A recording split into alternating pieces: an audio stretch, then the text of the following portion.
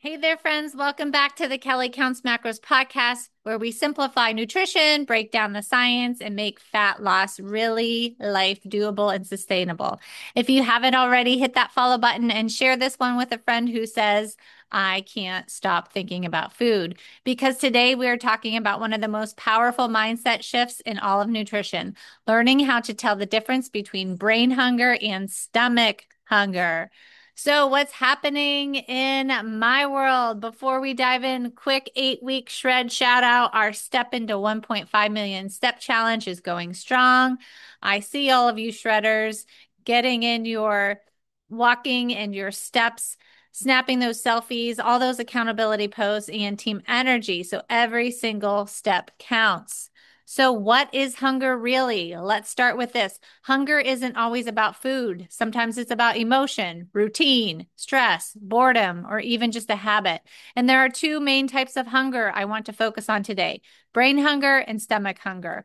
One comes from your mind, the other comes from your body. And the more you can tell the difference, the easier it becomes to stay in control of your food choices instead of feeling like your food choices control you. Hunger is one of the body's most natural signals, but it can be triggered by two completely different systems, right? Your body and your brain. So when your body is hungry, it's driven by biology. Hormones like ghrelin rise, signaling your brain that your energy stores are running low. So once you eat, your hormones like leptin and peptide double Y rise to tell you that your brain that you've had enough. That's stomach hunger. It's survival based and tied to your body's actual energy needs. Brain hunger, though, comes from the reward in emotional centers of your brain, not your stomach. So when you think about food, see food, or even smell it, your brain releases dopamine. That's that neurotransmitter that we love, linked to pleasure and anticipation. So this isn't about needing energy. It's about wanting comfort. It's about wanting relief. It's about stimulation. So what's happening is this: your hypothalamus, which regulates your hunger, and your limbic system, which processes emotion and reward, can send competing messages. The hypothalamus says, I'm good, while the limbic system says, I need chocolate. And if you've ever reached for a snack, even though you just ate, that's your limbic system winning the argument. So a lot of us, after every meal, want something sweet. It sounds like our two systems are fighting each other. So learning to recognize which one's talking, your brain or your body, is one of the most powerful skills that I teach you inside of the Clubhouse and inside of the Shred. It's part of the journey. So brain hunger, is when your mind tells you you're hungry, but your body really isn't. So you don't show physical signs of hunger. You're not feeling stomach pangs or low energy, but your brain says, I need a snack. This is often triggered by emotion or environment, stress, boredom, scrolling, even just walking into the kitchen and smelling a food. Your brain has learned that food equals comfort. It releases dopamine, the feel-good chemical, in anticipation of food, not even after eating it. So what you're chasing is relief or distraction, not fuel. Number two, you have a very specific craving. Brain hunger usually sounds like, I want Panda Paws ice cream. I need tortilla chips and salsa. I want just one crumble cookie. That's because your brain is wired to seek high reward foods when it comes to comfort or stimulation. The sweet, the salty, the crunchy, the creamy. So when you crave something specific, it's a clue that this is emotional, not physical.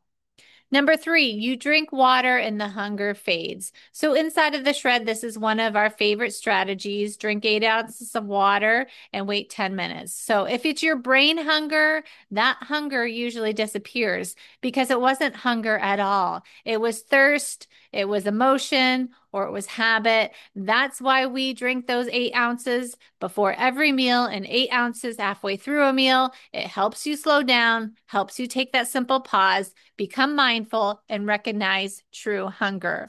Four, it comes on suddenly and disappears. So you're fine 1 minute, then out of nowhere, you want something now. That's classic brain hunger. Okay. Real hunger builds slowly. Brain hunger hits fast, and it can leave fast. So if you wait 10 to 15 minutes and the feeling fades, you just dodge that impulsive moment. And that's awareness at work. And this is what I teach you in the shred and in the clubhouse. So, how do you combat that brain hunger? Let's talk about what to do when the brain hunger shows up, because it will. The goal isn't to eliminate it completely, but to respond differently when it happens.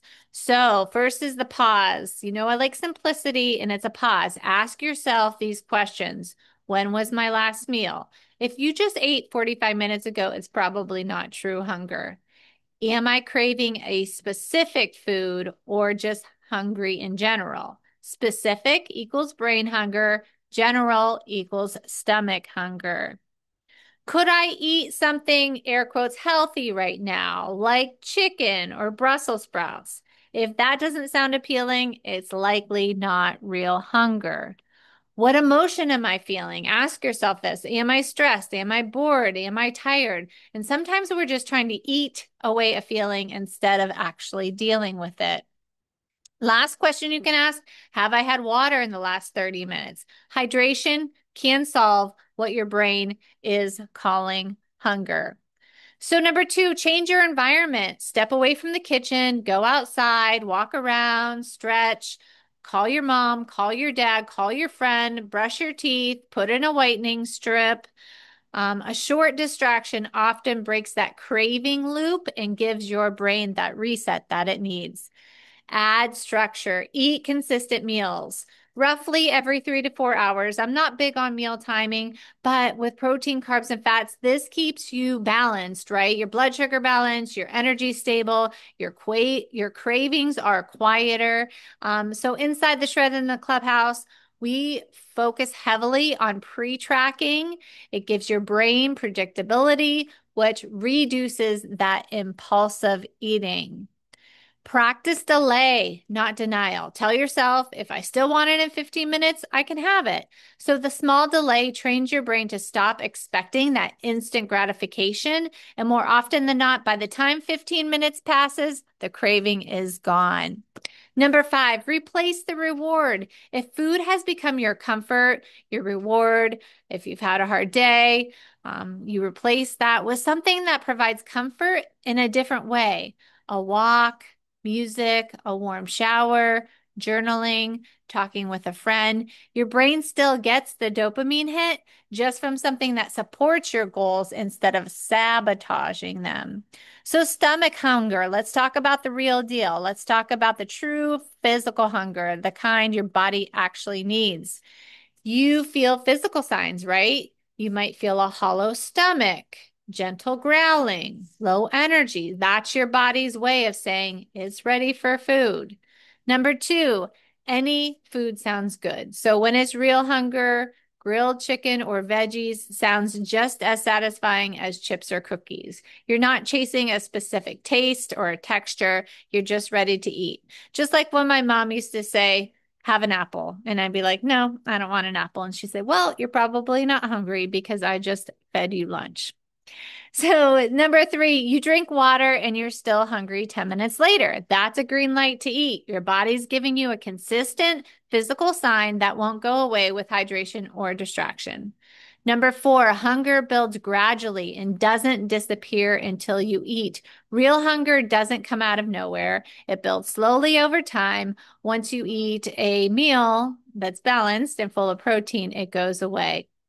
So inside the Clubhouse membership, we teach you to check in with your hunger throughout the day, not ignore it, but learn to respond to it in a way that supports your goals. When you've been dieting or depriving yourself for too long, your body's hunger and fullness signals can become blunted. That hormone, that ghrelin, which signals hunger, and leptin, which signals fullness, stop responding normally because your body has adapted to that chronic restriction. It's like your internal gas gauge is broken. You've ignored it for so long that it stopped sending those accurate signals. Over time, the brain learns that hunger cues are pointless if they're always ignored, so it quiets them. The same thing can happen with fullness. You stop recognizing when you're satisfied because you've been eating by rules instead of listening to your body. The good news is we can reset all this. We can reset your brain. We can reset the signals. So once you start fueling your body consistently the way that you're supposed to, keeping protein high, eating more structured meals, and eating enough calories to support your energy needs, those hunger and fullness cues start to come back. They start to come back. It just takes time, patience, and trust. So, brain hunger equals emotion, sudden, specific, temporary. Stomach hunger equals physical, gradual, and satisfied by balanced meals. The magic is in pausing long enough to figure out which one you're dealing with. Because once you do that, you can take back that control. Food isn't good or bad, it's information. The more you understand what your body is trying to tell you, the easier this whole process becomes. So, we're talking about listening to your body. Here's a fall favorite that satisfies both your mind and your macros. My pumpkin protein dip. It was featured on Instagram this week. It's creamy, it's cozy, feels like dessert without blowing your calories. Pumpkin puree, Greek yogurt, brown sugar, whipped topping, and a sprinkle of pumpkin spice. Mix, chill, enjoy. It's on my Instagram. Go over there, check it out. So good with apple slices or rice cakes. We celebrated some wins this week, especially our Clubhouse member, Catherine, who lost 61 pounds and she looks radiant. So be sure to give her some love. Head over to Instagram and check out her story. All right, that's it for today's episode. This week, I want you to pause before you eat and ask yourself these questions. Is this brain hunger or stomach hunger? Am I hungry in my stomach or just in my mind? You don't have to get it right every time, right? You just have to get more curious. Get more curious. Awareness builds progress, and progress builds that food freedom. If you're ready to learn these habits in real time and practice them daily, come join me inside of the Kelly Counts Macros Clubhouse membership. I'll connect with you and we'll be in an entire community doing the same things together. Keep walking, keep showing up, keep listening to your body. You're always doing better than you think you are. See you inside of the Clubhouse.